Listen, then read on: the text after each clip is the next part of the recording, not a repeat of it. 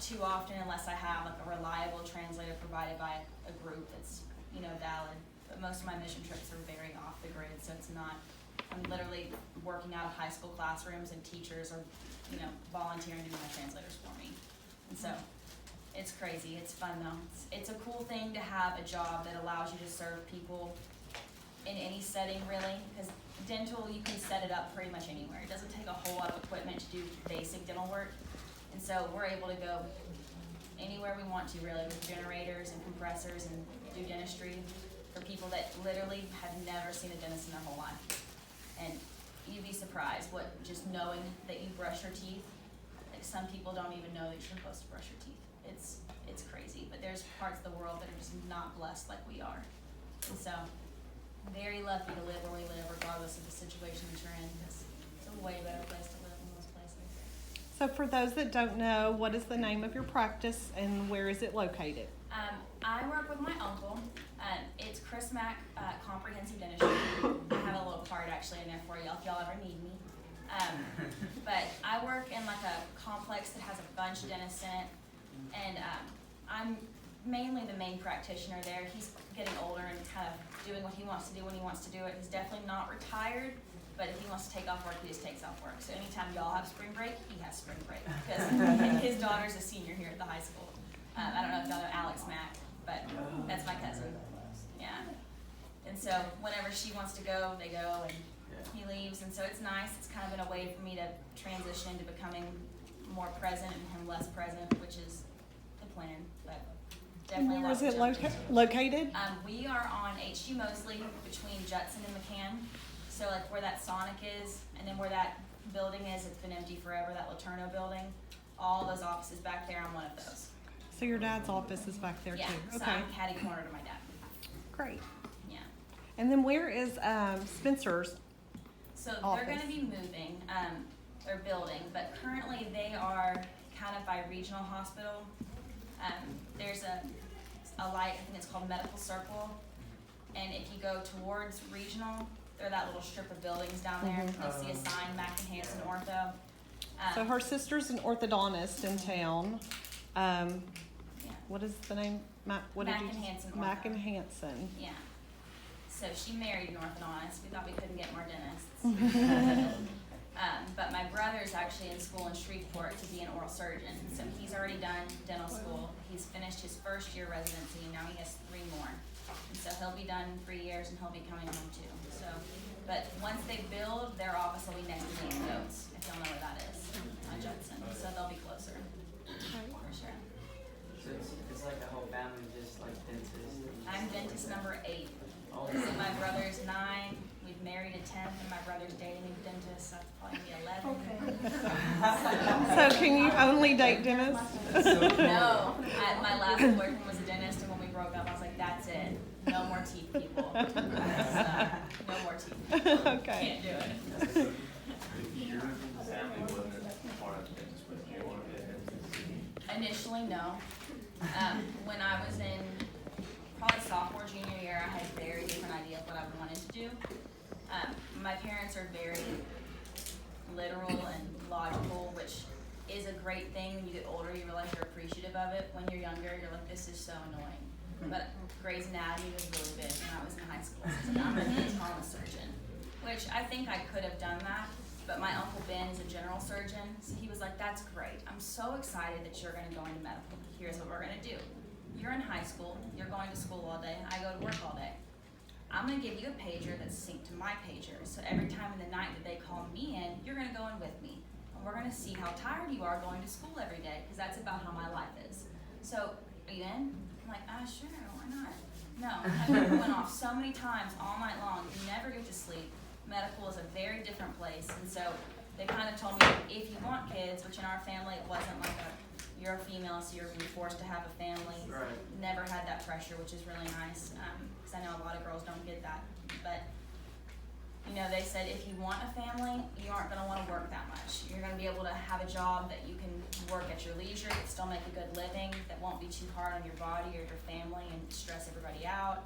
And so kind of started thinking about it. I'd also really thought about culinary, and kind of decided that same concept. whenever you wanna do like a bakery or a restaurant, your hours are crazy. It's a very, very cool job. I think it's awesome. It just probably wasn't gonna be the best fit for me. But I'd still really, and that's the thing, is almost anything that you might wanna do that you decide isn't your career can mostly still be a hobby. I mean, we still all have to eat. I still get to cook all the time. And at some point, I probably will open like a little bakery or a little cafe or something, but that'll be, my second life venture. So, So What is- Yeah, what are the hours? Yeah. the year hours? The hours of the gym. so I leave, this is the only morning I haven't done it in forever. At 7:45 on the dot, my employees are expected, we have a table that's about the size of this centerpiece. They're expected to be seating in their seats, breakfast eaten, hair, makeup done. I don't want anybody doing anything beyond 7:45 since it involves dentistry. And so we sit there, we have our morning meeting, we talk about our patients coming in, problems we might have during the day, how we're gonna coordinate the busy times of the day with our rooms, because we're kind of a smaller office for the amount of people we see. So I do that, and then we start our first patient at 8 o'clock on the dot. So we're really about being prompt. I'm a fee-for-service dentist, which is a little bit different than like some dentists. I'm not in network with any insurance companies, which means I'm allowed to set my own fee, and no one can tell me what I'm worth in a way. Right. So what dental insurance does is, if you buy into their plan, which almost every dentist is on a dental plan, and it's not a bad thing, they say, hey, you know what, we think that you should charge $700 for a crown. And I'm like, but wait a minute, with my lab bill and with everything else, that doesn't leave me very much profit margin, unless I lower my standards of care, how much I'm willing to let my lab charge me, which means I use worse labs, which means my quality work is way lower.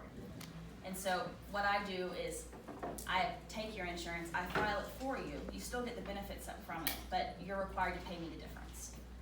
But what we put out of our office is dental work that I'm proud of and that I stand behind, and I'm not sure I could do that the other way around. There are plenty of dentists and insurance networks that do good dentistry.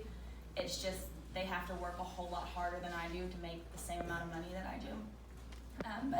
But on a daily basis, 8 o'clock or 2 o'clock, my lunch hours from 1 to 2, which was kind of a huge shift to go from 7:45 to 1 o'clock and not eat.